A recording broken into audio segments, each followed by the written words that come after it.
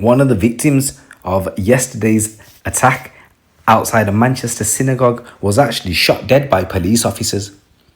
It's believed that another injured worshipper who remains in a serious condition in hospital also suffered a gunshot wound from a police gun.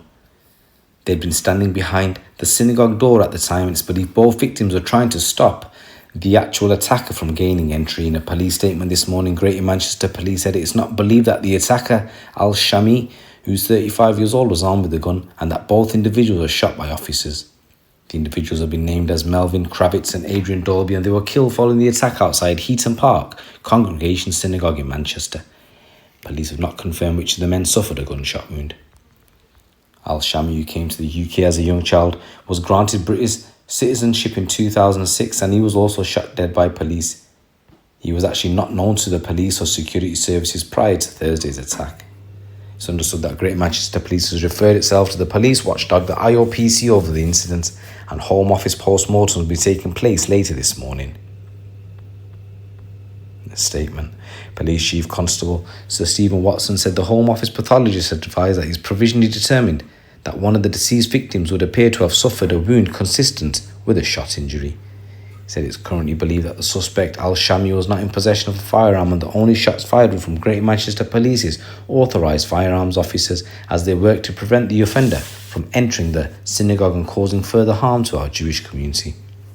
He said it follows, therefore, that subject to further forensic examination, this injury may sadly have been sustained as a tragic and unforeseen consequence, or the urgently required action taken by my officers to bring this vicious attack to an end. He said we've also been advised by medical professionals that one of the 3 victims currently receiving treatment in hospital has also suffered a gunshot wound, which is mercifully not life-threatening. It is believed that both victims were close together behind the synagogue door as worshippers acted bravely to prevent the attacker from gaining entry.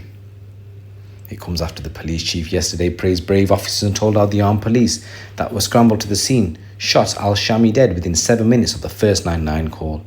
Sir Stephen said last night that the bravery of the security staff and worshippers had stopped the knifeman from entering the building. He said there were a large number of worshippers attending the synagogue at the time of the attack, but thanks to the immediate bravery of security staff and the worshippers inside, as well as the fast response of the police, the attack was prevented from gaining access.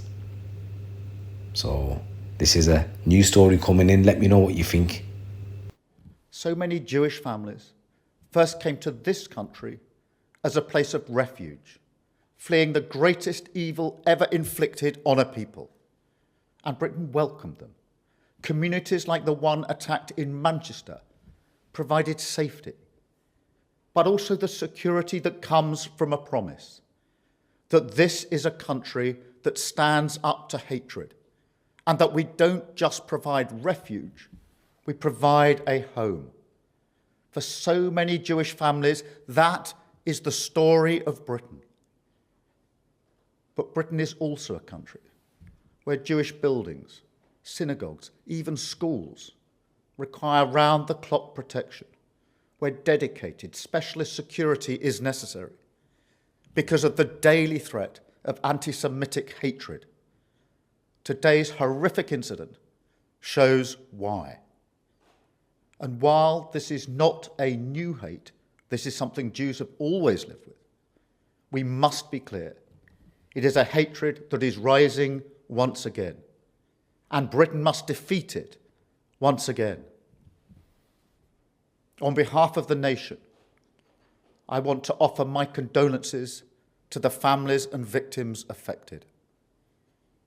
I want to thank the Greater Manchester Police, the first responders, and those dedicated security specialists. There is no doubt whatsoever that they have prevented an even greater tragedy.